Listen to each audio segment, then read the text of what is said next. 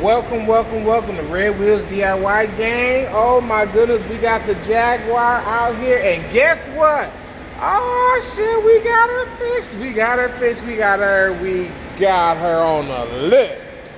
So, as much as I like to have that being the exact specifications of distance between the front and the rear wheel, that is not reality for the moment, but we are going to get this here car up in the air, and we are going to definitely get to taking apart some of the things that are under here so that I can see exactly what it is that I need to do to get this compressor running and get this air ride system back together.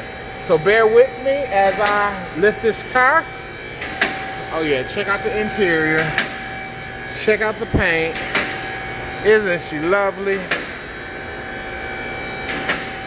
Got brand new tires on the front. Gonna have to replace those in the rear. But in the meantime, in between time, we about to make this happen. So y'all give us a good hold on while I get her up in the air. So now that we got her up, lock her down for safety. And let's give an under view from the rear.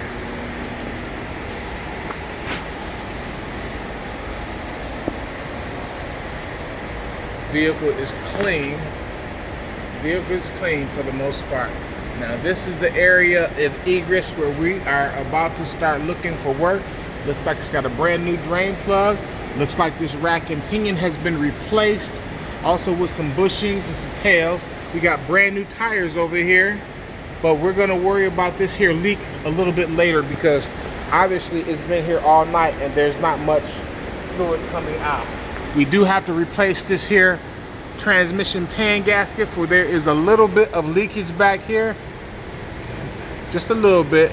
So we're gonna replace that pan gasket just to make sure everything is rudimentarily, fundamentally on the up and up. And we are going to take and make this happen. We got some, looks like these springs bushings may have been replaced. For the most part, this car is solid. I'm gonna do some brakes. Those bushings look good, original.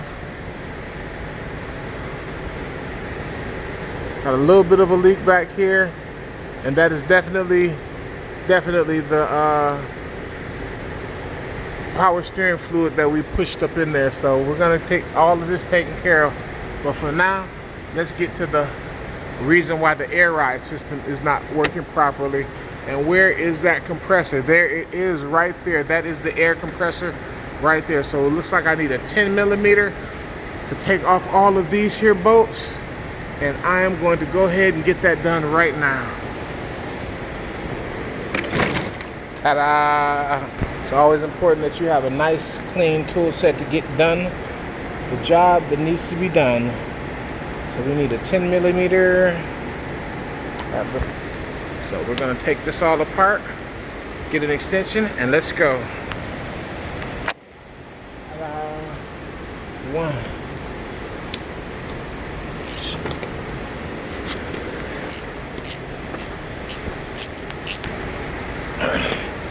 So we got all of these loose, with the exception of maybe one. I'll get those in a second. Maybe I'll just let that hang for right now.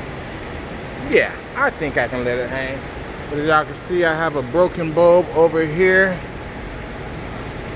Yeah, that whole system's gonna have to be replaced. But nonetheless, we're coming over here. What is that? Don't know. But this is our major focal point right here. This here puppy right here. So that's what we're gonna be focused on getting to. On second thought, we'll just take the whole thing off. And let's see what we have here. So that's what that light is supposed to look like. There's my blaring horns. These here all look in place. Wiring connector. Let's see. Now I might have to take this one off too. We'll see how that goes, but it shouldn't be that hard of a pull this off and bench test. So that's what we're gonna focus on doing. Gonna take this here down. Looks like another 10mm socket right there. and we're gonna go ahead and do that. So those 10mm screws came off of this here, which went there. That goes up against there, and that goes up against there.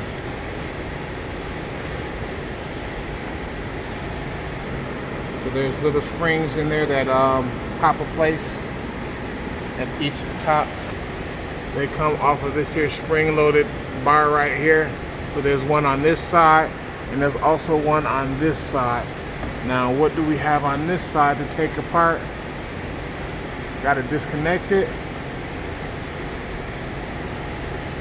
Let's take a look. Note the orientation that the springs go inside here, and then that you have to pop it on the other side of this one. Once I get this here down, we should be able to get in there. So it goes up there, and it goes on there. So the rubber grommet comes up. So there is a rubber grommet that goes there also. So it sits in there like that. I'm gonna go over on top of that like that. So you have that assembly. Once you get her disconnected, you may want to take the wheel cover off just like I did. And if you have a lift, just let it hang or what have you. But now that I'm under here, there is a connector right here that you want to disconnect. It has a tab on the top. You just flip the tab and pull it out as such.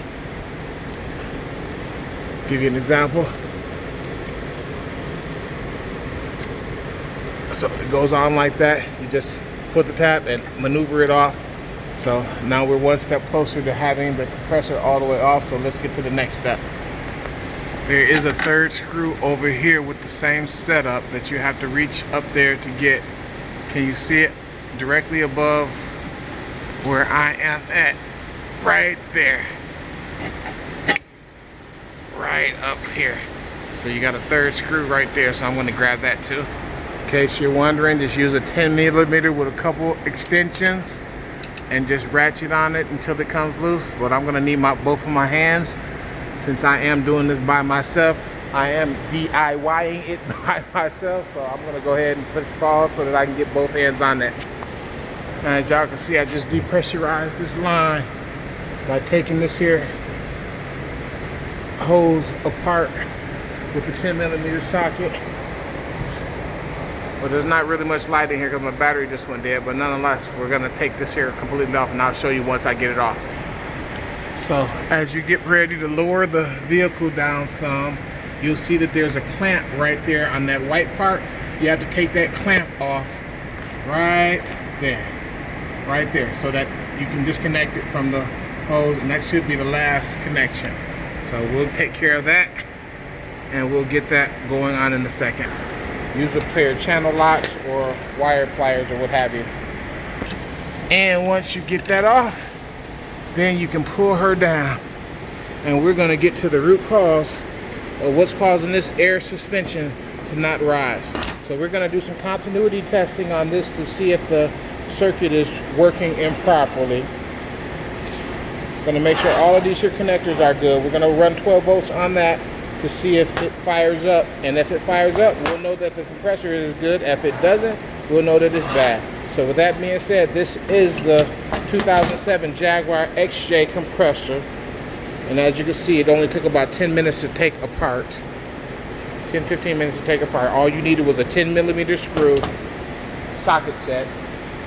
You have about 15-20 bulbs total, because you're gonna have to take off the lower valance. I took off the wheel well. I didn't take the wheel off. I cocked the wheel to the left, and I didn't have to take the front bumper off, you know, but I did get in here to be able to see exactly what's going on. You got this here hose right here. It's got a little bit of a clamp on it, so you have to depress that. This is the main socket that goes in that supplies the line. This here circuit is one of the electrical connectors, and as you can see, it had a zip tie on it, and this is the main power connector. You know, be careful not to break this here light. I'm not sure what this is or where this is supposed to be attached, but we'll figure that out a little bit later, and we're gonna go from there. Right now I'm gonna take a break, go get me some lunch. Y'all have a good day.